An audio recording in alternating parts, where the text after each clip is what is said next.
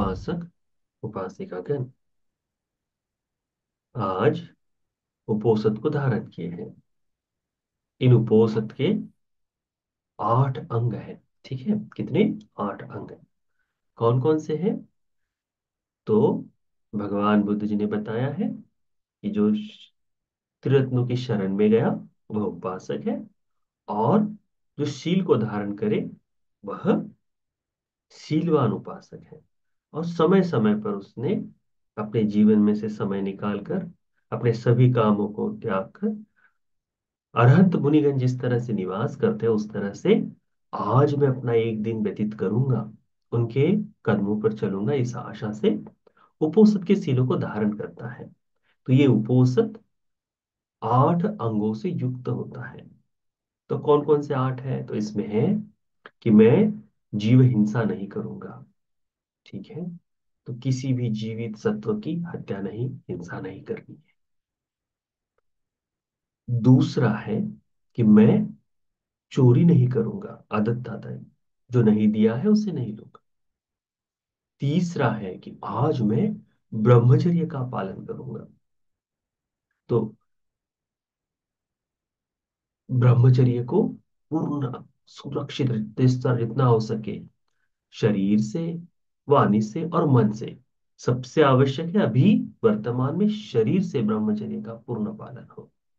पश्चात जैसे जैसे धीरे धीरे आपकी साधना पुष्ट होती जाएगी, वैसे वैसे मन और वाणी का, इसका भी ब्रह्मचर्य पूर्ण होना शुरू होगा। ठीक। उसके बाद का शील है कि मैं झूठ नहीं बोलूंगा। तो झूठ में सारी चीजें आ गई।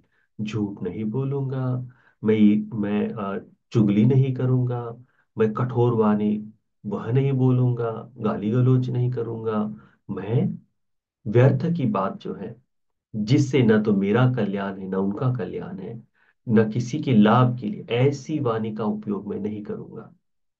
उसके बाद मैं जो जो पदार्थ, जो जो चीजें व्यक्ति को प्रमाद में लेकर जाती, जिससे स्वस्थ मनुष्य की स्मृति क्षीण होती है, जो जो व्यक्ति को अपने सामान्य स्वभाव से भिन्न कर दे, यह जो मादक पदार्थ है, ये जो नशा है, तो जिस भी तरह का हो, जो जो मद्रव्य है, उन सब से आज मैं अपने आप को दूर रखूंगा।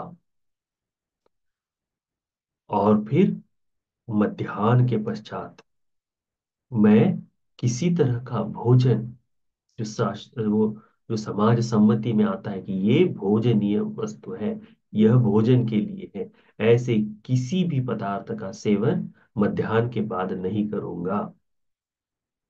मैं अपने आप को अ, जितनी भी मनोरंजन की वस्तुएं हैं, नाच गाना, ये मनोरंजन की दृश्य, इनसे आज अपने आप को दूर रखूंगा कि ये विकार मुझ में घर न कर पाए। और श्रृंगार से मैं अपने आप को दूर रखूंगा। तो ये उपोसत की सी अंतिम में है कि उच्चासना महासना, इसका मैं पालन करूंगा कि मैं ऐसी किसी भी महार्ग दीर्घ शैया पर नहीं बैठूंगा, आसन पर नहीं बैठूंगा या शैया पर नहीं सोऊंगा, जो बहुत धनवान व्यक्ति के लिए ऐसी कह सकते हैं कि जो विलासिता का प्रभाव दिखाए, जो भोग संपत्ति के भाव से जो बनती है, वैसी चीजों का इस्तेमाल नहीं करूंगा। तो सामान्य बैठने के लिए चेयर हो जाए, सामान्य तरह से छोटा पलंग हो जाए, इतना पर्याप्त है। तो ये सब करते समय मन में एक भाव निरंतर होना चाहिए कि जिन शास्त्रा की शरण में मैं गया हूं, जिन शास्त्रा ने इस धर्म का सुंदर उपदेश दिए, उन शास्त्रा के वाणी पर चलकर धर्म मार्ग को पूर्ण कर जो मुनि अरहंत हो गए हैं, वे अरहंत मुनिगण, उनकी बाहरी दृष्टि से देखते समय सामान्य चर्या ये है। हम जब भिक्षु को देखते हैं अभी वर्तमान में भी, तो उनकी दिखाई देने वाली कुछ ही चीजें ऐसी हैं जो हम नोटिस करते हैं। उनके भीतर क्या चल रहा है हमें पता है क्या? नहीं। परंतु अरहतों की बात करें तो अरहंत कहते ही बिल्कुल अंदर बाहर से बिल्कुल पवित्र ऐसा व्यक्ति। तो बाहर में दिखाई क्या देता? तो यही दिखाई देता कि भाई भिक्षु हिंसा नहीं कर रहा है, चोरी नहीं कर रहा है, ब्रह्मचारी है, झूठ नहीं बोल रहा, चुगली आदि नहीं कर रहा है, और नशा पता नहीं ले रहा। किसी तरह का नशा, मद्रव्य कोई कोई इस्तेमाल नहीं, तंबाकू नहीं, कुछ नहीं, कुछ नहीं। ये सब गृहस्थ के लिए बाहर छोड़कर सन्यास धर्म में आया है वह। उसके पश्चात कि वह अपना जीवन धर्म की चर्या के लिए, अपना समय धर्म के अभ्यास के लिए व्यतीत कर रहा है, तो वो बाकी सांसारिक चीजों से थोड़ा बहुत मुक्त है। साज श्रृंगार वो भिक्षु के लिए शोभा नहीं देता, है ना? तो वह है, जैसे भी दिखाई दे भिक्षु, काला है तो काला, गोरा है तो गोरा, ठीक है तो ठीक, नहीं तो नहीं, ये जो भाव है उसका कि हाँ ये ऐसा है। श्रृंगार में दिखाई दे तो बड़ा अजीब दिखाई देगा, है ना? तो उस तरह का भाव बाहर से दिखाई देता है। भिक्षु मध्याह्न के बाद भोजन नहीं कर रहा, विकाल भोजन नहीं कर रहा। आज भी कई व्यक्तियों को जब ये देखते हैं कि अरे भिक्षु भोजन नहीं कर रहा वो 12 के बाद, तो बड़ा अच्छा लगता है, भीतर से अच्छा लगता है। हाँ, शील का पालन कहते समय कह दे बंदे जी थोड़ा नाश्ता कर लीजिए करके, परंतु भीतर से बड़ा अच्छा लगता है कि हाँ बंदे जी इस तरह से है करके। फिर जो जिस जैसी शैया मिलती है, जहां जहां सोने को मिलता है, जैसी व्यवस्था है, उस तरह से उनका जीवन। तो ये बाहर से देखने वाला है कि कितना सरल जीवन भिक्षु जी रहा है।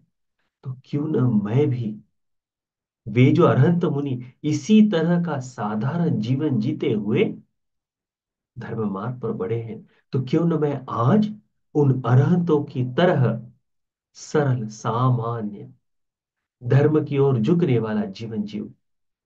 इस चेतना से जब कोई शील का पालन करता है तो वह उपोषद के दिन को सार्थक कर सकता है। तो निरंतर दिन भर ये चिंतन करना है, मेरे आद्य मैं जिन्हें अभी अभी परनेत समझता हूं वह अरहंत मुनि लोग हैं। आज मैं अरहंतों की तरह रहूं।